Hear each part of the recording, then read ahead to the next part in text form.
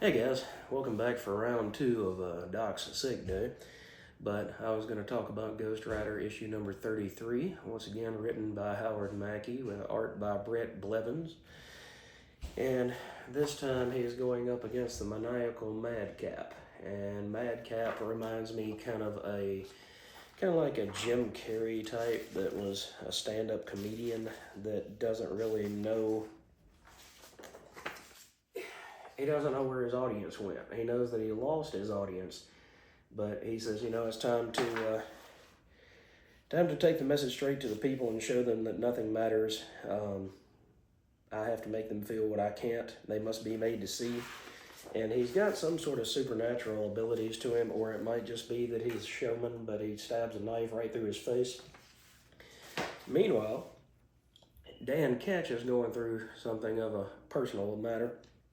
Like it said in the letters column, next time, we'll find out about the reality about Dan's parents.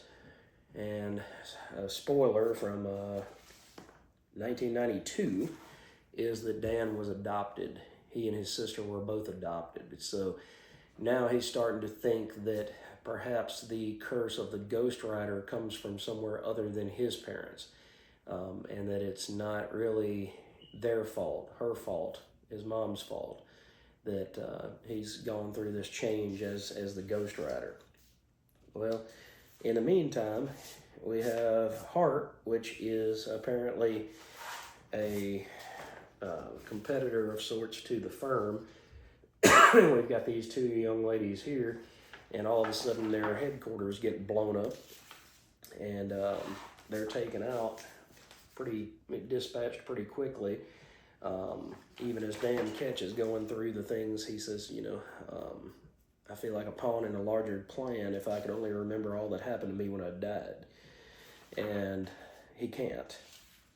So Madcap, and I'm not really sure, I guess it's some sort of power of persuasion, but he looks into this cop's eyes, and the cop tells him to get down from there, and he looks into his eyes, and the cop starts dancing around, la la la la la, frolicking. And the first two shots hit Madcap, but it doesn't kill him. And after that, the cop, as he continues dancing, still he shoots everybody else. And he says, "That's it, copster. You're knocking them dead, and it just doesn't matter."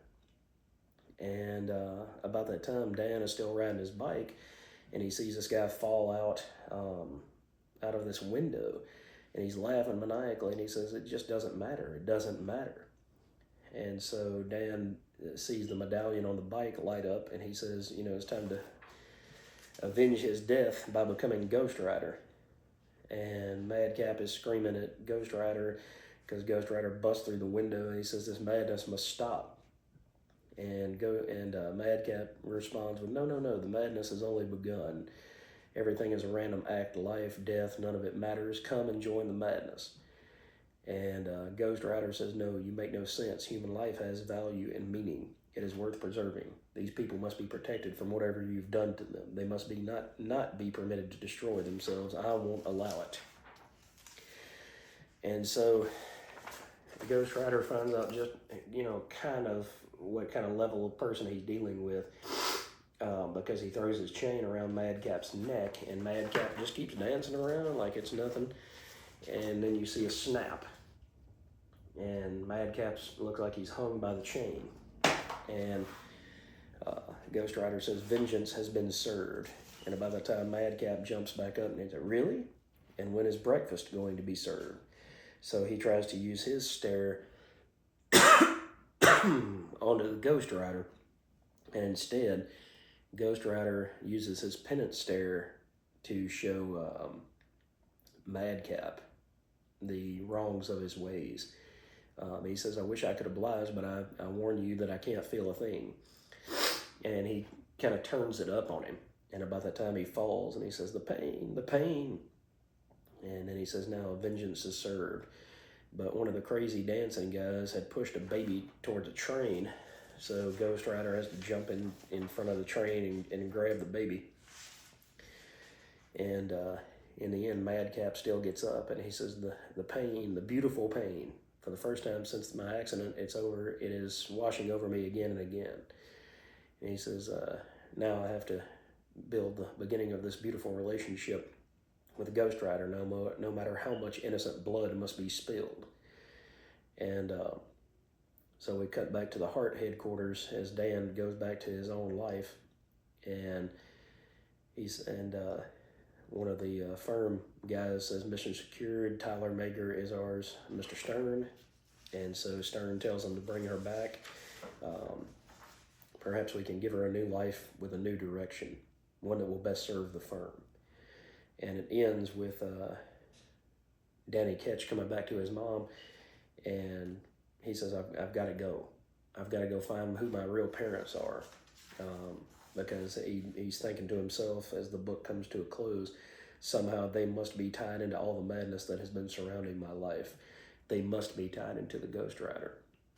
So Howard Mackie is building up this really big thing over these 2 issues about who's Ghost Rider's daddy. Not really, but he's building up what if anything does Ghost Rider's biological parents have to do with Danny turning into the Ghost Rider. So it is an interesting premise for back in 1992. And I do have a few more issues to go through, but we'll save those for another time. But I hope you've enjoyed this 2-parter talking about the issue 32 and 33 of Ghost Rider from 1992. And you guys just try to stay healthy out there while I'm sick, and I'll catch you next go around. Take care, guys. Have a wonderful day.